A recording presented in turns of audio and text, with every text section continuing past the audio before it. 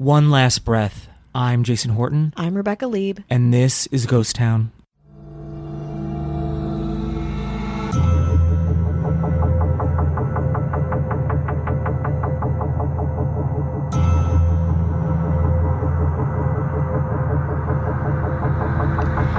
Imagine you're a polio patient in the 1950s, unable to breathe and terrified, unsure of where you are. A doctor slides you into a giant iron hatch, a coffin-like chamber suspended inside of the doctor's office. Sealed in up to your neck, you begin to hear compression sounds, and then relief. You're able to breathe again. During the first half of the 20th century, this negative pressure ventilator was the state-of-the-art machine in life support technology, saving the lives of so many children who needed respiratory care, especially those who fell victim to, at the time, the deadly poliomyelitis, commonly known as polio. Today we're talking about the iron lung and the many children it saved, including Paul Alexander, who lived for over 70 years in an iron lung, inspiring others, helping others, and sharing his story.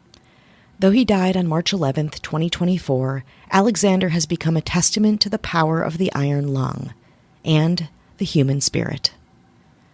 To understand Mr. Alexander's incredible life, you have to understand the machinery that would become a part of his identity. The notion of the iron lung was born in 1670, when English scientist John Mayow came up with the idea of external negative pressure ventilation to treat acute and chronic respiratory failure.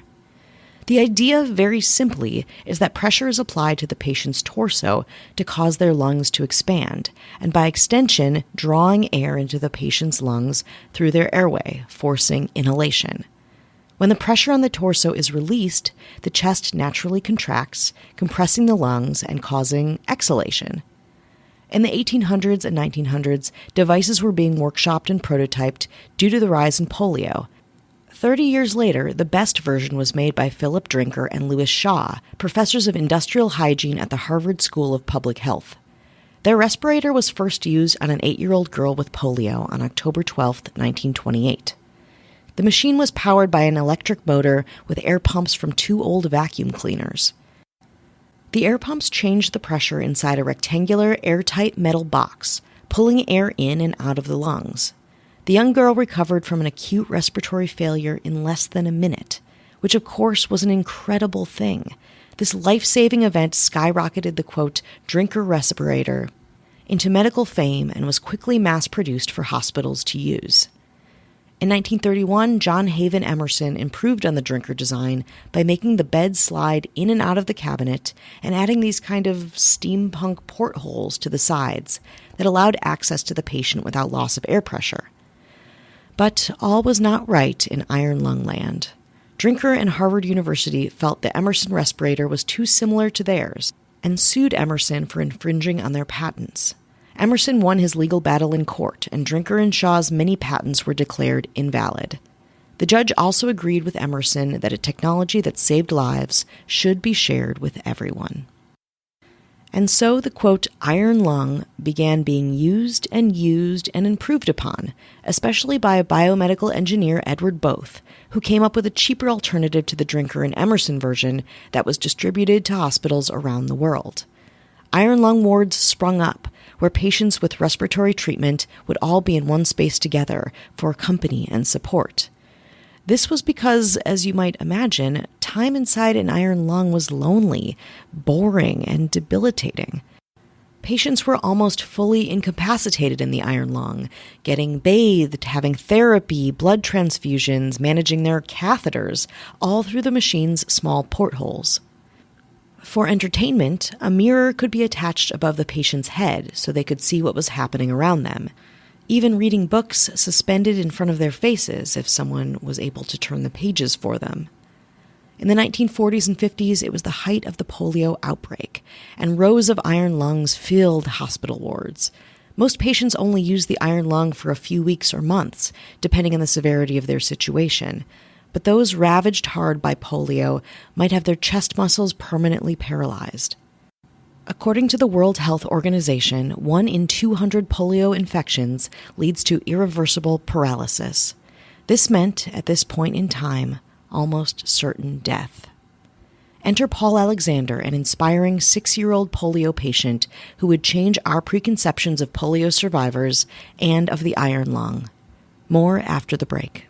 Hi, hello. How are you doing? Hello. We're checking in. We are checking in right now. This is it. You know what to do. Yeah. Say nothing. Yeah. Do nothing. Say nothing. Do nothing. Just live your life like you've always been doing. Ignore this. Well, it's not going to stop us for saying hello to anyone who's listening, supporting us, spreading the good word of Ghost Town. Hell no. We thank you so much. Deep down inside and outside, most Yeah. importantly. Most importantly.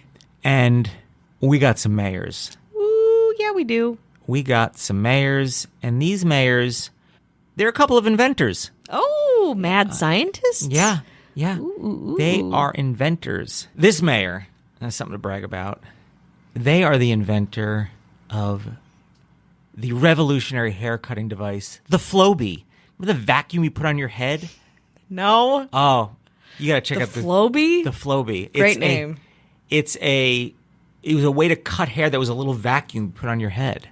Apparently it worked. I mean, it worked for like It just, basic like, haircuts. sucked up the hair. Yeah, Okay. it just sucked and chopped your hair. Sucked and chopped and sucked and chopped. Now, sucked and chopped was proposed as the slogan, but it did not. That didn't happen. Okay. But they were just lucky and fortunate that they revolutionized hair cuttery. That's Cat Joselle. Hello.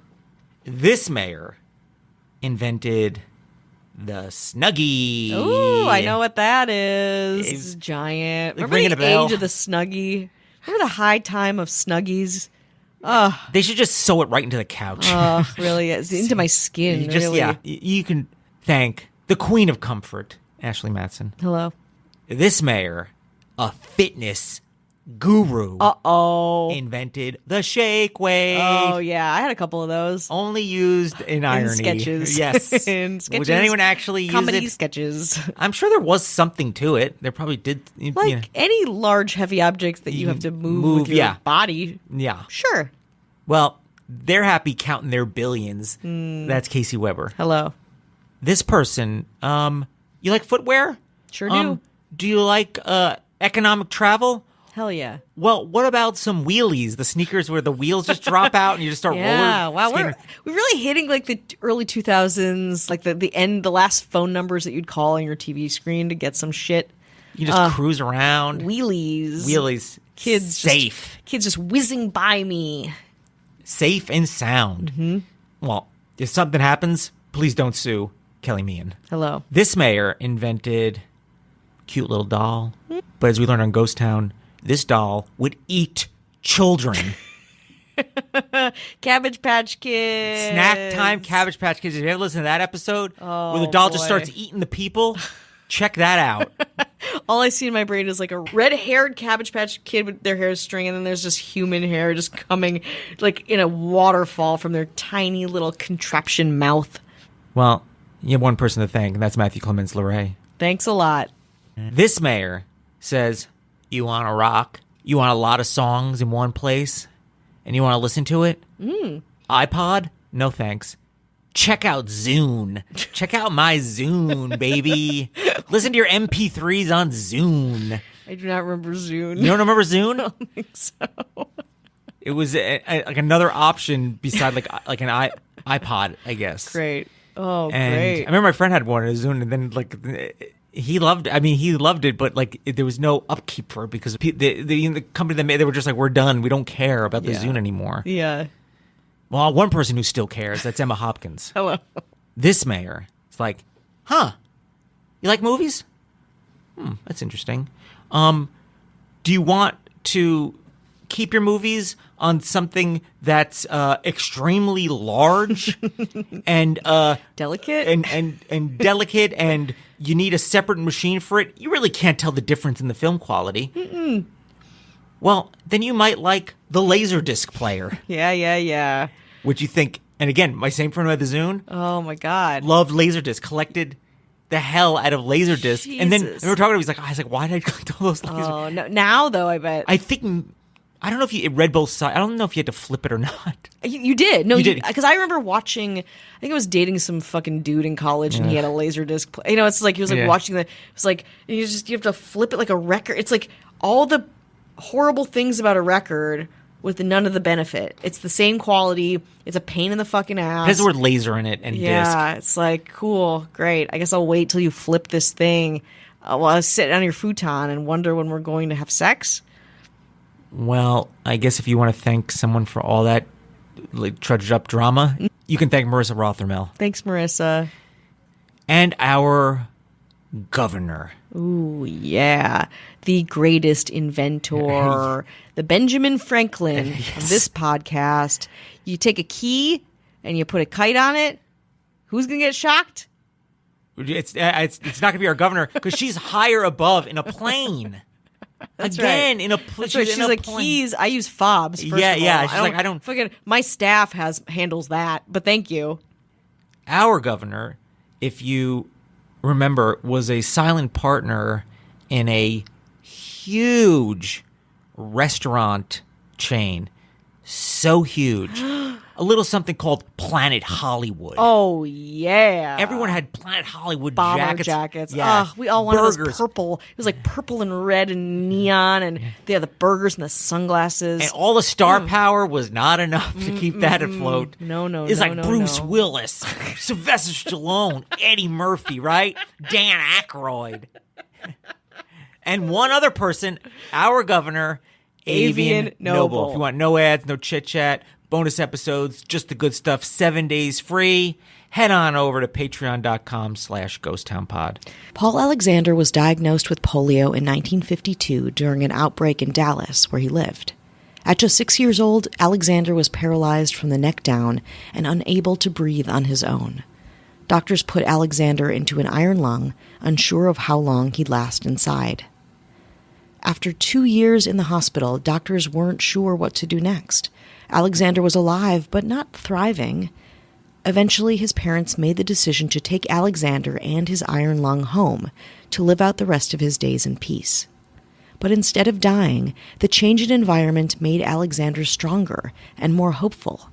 His optimism became infectious, and Alexander's family became more determined than ever to support him during his new phase in life, however unconventional that life had become. With the promise of getting his own puppy, Alexander pushed himself to learn a new way of breathing that would save him outside of the lung. Of course, this was temporary, but in a case of emergency, he could save himself by aggressively gulping down air, using his throat muscles to force air into his lungs, something called glossopharyngeal breathing, or, quote, frog breathing. This was especially helpful when the power went out, as it often did.